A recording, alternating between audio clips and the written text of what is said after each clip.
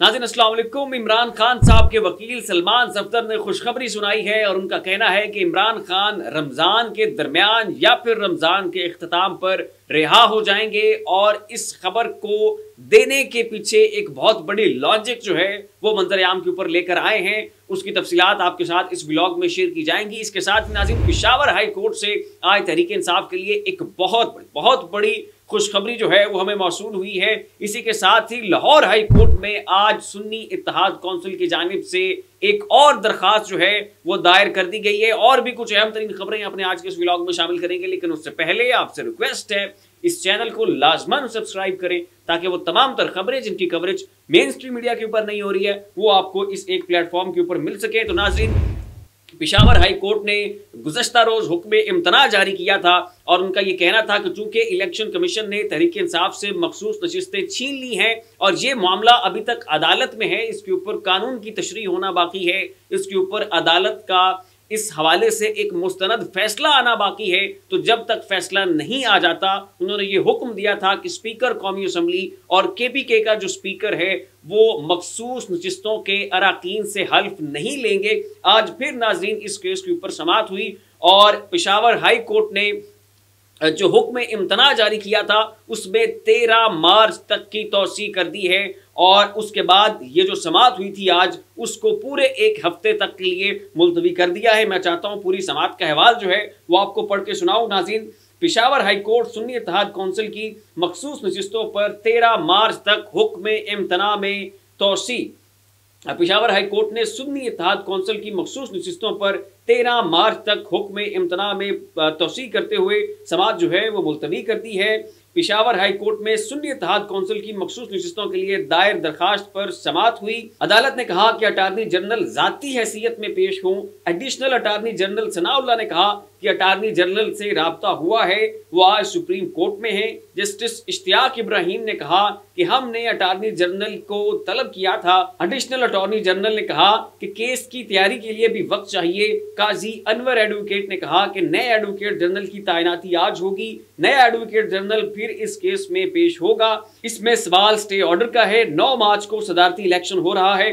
Advocate Babar Awan ने कहा कि सदारती इलेक्शन हो रहा है और 93 सीटों वाली पार्टी को मखसूस नशिस्तें नहीं दी गई, जिसका सूबे में एक रुकने असम्बली है उसको 2 मखसूस नशिस्तें मिली हैं। इलेक्शन कमीशन ने गिफ्ट में इन पार्टियों को मखसूस नशिस्तें दी हैं। अदालत ने सुन्नी इत्तेहाद कौंसिल की मखसूस नशिस्तों पर 13 मार्च तक हुक्म इम्तना में तौसी करते हुए समाअत जो है वो मुलतवी कर दी है। तो ये एक बहुत बड़ी खुशखबरी है, एक बहुत बड़ी सियासी ऑक्सीजन है जो तहरीक इंसाफ को पेशावर हाई कोर्ट से मिली। इसके साथ ही नाजरीन, लाहौर हाई कोर्ट में सुन्नी इत्तेहाद कौंसिल के चेयरमैन साजिजादा हामिद रजा ने आज एक दरखास्त दायर की और उस दरखास्त का मतन ये था कि इलेक्शन कमीशन ना तो ट्रिब्यूनल है, ना ये अदालत है, ना ये जज हैं, ये इस चीज़ का तयन नहीं कर सकते हैं कि सुन्नी इत्तेहाद कौंसिल को मखसूस नशिस्तें मिलेंगी या कि नहीं। तो यहाँ पर इलेक्शन कमीशन ने अपने इख्तियारात से तजावुज़ करते हुए हमसे जो है वो मखसूस नशिस्तें छीनी हैं। 77 मखसूस नशिस्तें बनती हैं, बहुत बड़ा फिगर है और ये हमारे हक के ऊपर जो है वो डाका डाला गया है और ये फैसला देना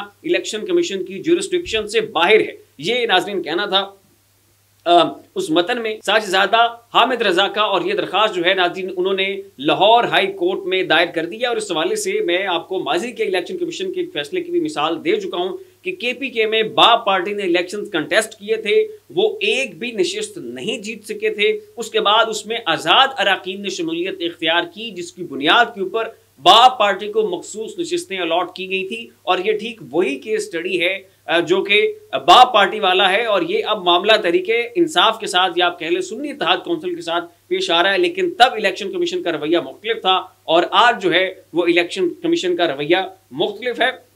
यहाँ पर इसी के साथ नाज़रीन, नून लीग के लिए भी एक खुशखबरी है और इस्लामाबाद की एहतसाब अदालत ने हसन नवाज और हुसैन नवाज के दायमी वारंट गिरफ्तारी जो है वो मुअत्तल कर दिए हैं। और मामला ये है 7 साल पहले के जारी हुए वारंट गिरफ्तारी का और उसमें मुख्तलिफ केसेस में उनके ये वारंट गिरफ्तारी जारी हुए थे, जिन्हें आज इस्लामाबाद की एहतसाब अदालत ने मुअत्तल कर दिया है। एहतसाब अदालत ने नवाज शरीफ के साजिजादे हसन और हुसैन नवाज के दायमी वारंट गिरफ्तारी मुअत्तल कर दिए। तफसीलात के मुताबिक एहतसाब अदालत में हसन और हुसैन नवाज की अल अजीजिया फ्लैगशिप एमन फील्ड रेफरेंस केस में दायमी वारंट मुअत्तल करने की दरखास्तों पर समाअत हुई। एहतसाब अदालत के जज नासिर जावेद राना ने समाअत की। हसन और हुसैन नवाज के वकील काजी मिसबा एहतसाब अदालत में पेश हुए। एहतसाब अदालत ने 7 साल कबल दोनों मुलजमान को इश्तिहारी करार दिया था। काजी मिसबा उल हसन एडवोकेट ने कहा कि 12 मार्च को हसन और हुसैन नवाज अदालत पेश हो जाएंगे। तो जनाब ये दोनों शहजादे हसन नवाज और हुसैन नवाज अब 12 मार्च को पाकिस्तान तशरीफ लाएंगे और सीधे आके जनाब जो है ये एहतसाब अदालत में पेश होंगे। अब नाज़रीन, मैं आपको सलमान सफदर साहब की उस खबर की तरफ लेकर चलता हूँ जो उन्होंने आज प्रेस ब्रीफिंग दी और जो लॉजिक उन्होंने बताई। उनका ये कहना था कि इमरान खान साहब को कैद करने का जितना भी को मकसद था, जो अहदाफ थे, वो सब का सब कुछ जो है वो हासिल हो चुका है। नवाज शरीफ साहब इक़्तिदार में आ चुके हैं, शहबाज शरीफ साहब वज़ारत उज़्मा की कुर्सी के ऊपर बराजमान हैं और जो कोई इन्होंने बंदरबाट करनी थी वो की जा चुकी है।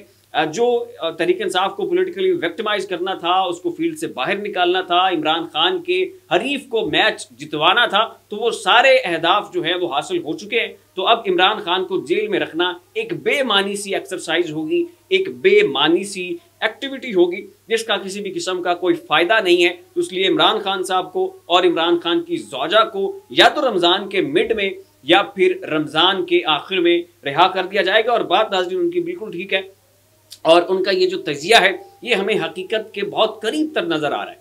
और इसके साथ ही जो बाकी पॉलिटिकल डेवलपमेंट्स हो रही हैं जिसमें तहरीक इंसाफ के रहनुमाओं के लिए हमें एक रिलीफ नज़र आ रहा है, हमें उनके लिए ज़मानतें नज़र आ रही हैं, हमें उनकी मुख्तलिफ ओहदों के ऊपर तैनातियाँ नज़र आ रही हैं, हमें उनकी KPK में गवर्नमेंट नज़र आ रही है।